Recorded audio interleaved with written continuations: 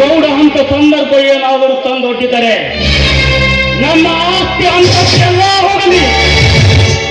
ಆದರೆ ನನ್ನ ಕ್ವಾಲಿಟಿಯ ಶಕ್ತಿ ಏನೆಂಬುದು ಅವನಿಗೆ ತೋರಿಸೇ ಬರುತ್ತದೆ.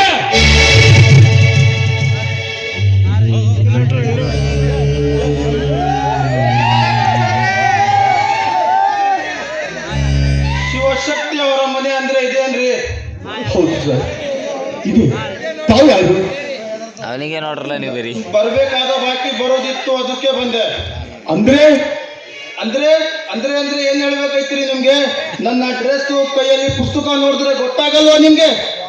ನಾನು ನಿಮ್ಮ ಗ್ರಾಮ ಪಂಚಾಯತಿಯ ಹೊಸದಾಗಿ ಬಂದಿರುವ ಬಿಲ್ ಕಲೆಕ್ಟರ್, ಅಂದರೆ ಅಕೌಂಟೆಂಟ್.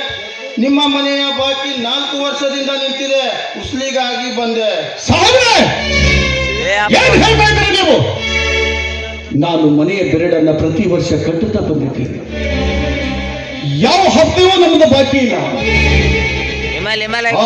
ಇದರಲ್ಲಿ ಏನು ಮೋಸ ಇದೆ ಅಂತ ಕಾಣುತ್ತದೆ. ತಮ್ಮ, ಮೋಸ ಮಾಡಕ್ಕೆ ನಾನೇನು ಪಂಚಾಯತಿ ಪಂಚಪ್ಪ ಅಲ್ಲ, ನಾನು ಒಬ್ಬ ಶುದ್ಧ ಮುಸಲ್ಮಾನ್ ಇದ್ದೀನಿ. ನೀವು ತುಂಬುತ್ತಾ ಬಂದಿರುವ ಹಣ ಮೊದಲಿನವರು ಎತ್ತಿ ಹಾಕಿದ್ದಾರೆ, ನಾನೇನ್ ಮಾಡ್ಲಿ?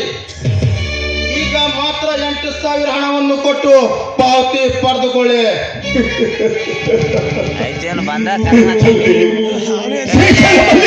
ಗುರುವೇ, ಎಂತ ಇಕ್ಕಟ್ಟಿನ ಪರಿಸ್ಥಿತಿಯಲ್ಲಿ ಹಾಕಿದೆಯಪ್ಪ ನನ್ನನ್ನ. ನಾನು ಹತ್ತು ಕಟ್ಟಿದ್ದೀನಿ. ಅಪ್ಪ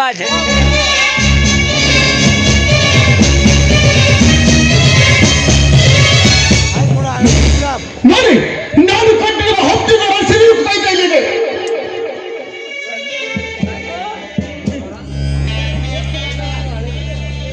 ಇದು ನಮ್ಮ ಪಂಚಾಯತಿ ಪಾವತಿ ಅಲ್ಲ ಶಿವಶಕ್ತಿ ಅವರೇ, ಇದು ನಕಲಿ ಪಾವತಿ. ಆ ಚಂಡಾಲ ನಿಮ್ಮನ್ನು ಮೋಸ ಮಾಡಿ ಹಣ ಎತ್ತಿ ಹಾಕಿದ್ದಾನೆ. ಈಗ ಮಾತ್ರ 8,000 ಹಣವನ್ನು ಕೊಟ್ಟು ಪಾವತಿ ಪಡೆದುಕೊಳ್ಳಿ. ಎಲ್ಲ ಮೋಸಗಾರ ನನ್ನ ಮಗನೇ.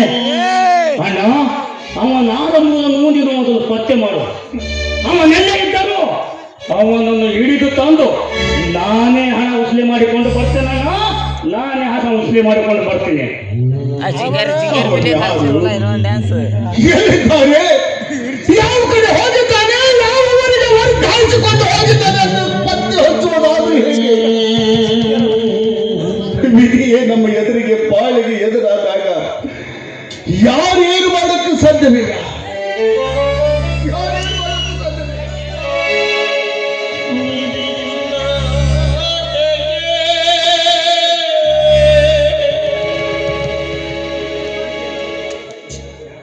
ಅಣ್ಣ, ವಿಧಿಗೆ ನಾವು ಎದುರಾಗಿ ನಿಲ್ಲಲೇಬೇಕಣ್ಣ, ಎದುರಾಗಿ ನಿಲ್ಲಬೇಕು. ಹಾಗೆ ಎದುರಾಗಿ ನಿಲ್ಲದಿದ್ದರೆ ಅದು ನಮ್ಮ ಜೀವವನ್ನು ನಿರ್ಜೀವ ಮಾಡುವವರೆಗೂ ಬಿಡಲಾರದಣ್ಣ, ಬಿಡಲಾರದು. ಆದರೆ ಬಂದದ್ದು ಬರಲಿ. ಈಗ ನೀನು ಮೊದಲ ಹಣ ತುಂಬು. ಸಮಯ ಸಂದರ್ಭ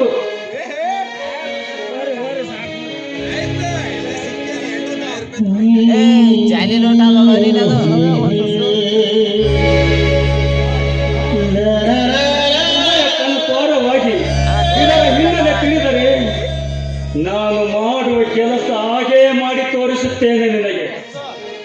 ನೀನು ಮಾಡಿ ತೋರಿಸ್ತೀಯೋ ಹೋಗ್ತೇನೆ ಅಂತ ಹೇಳಿ ಬರ್ಬೇಕು. ನಿಮಗೆ ತುಂಬಬೇಕಾದ ಹತ್ತು ಹಣ ಆಯ್ತು.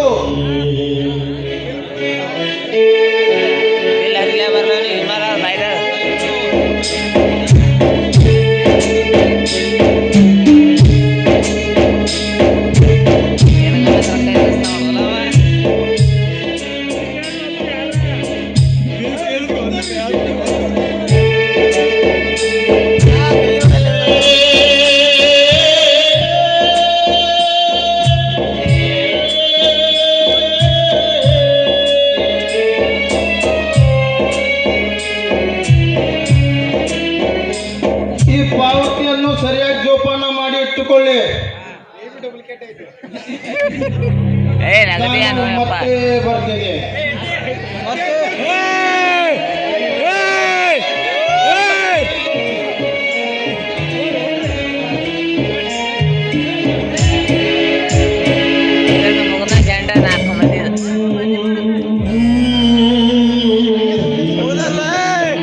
ನೋಡಿದ್ಯಾರಪ್ಪ, ವಿಧಿಯ ವಕ್ರ ದೃಷ್ಟಿಕೋನ.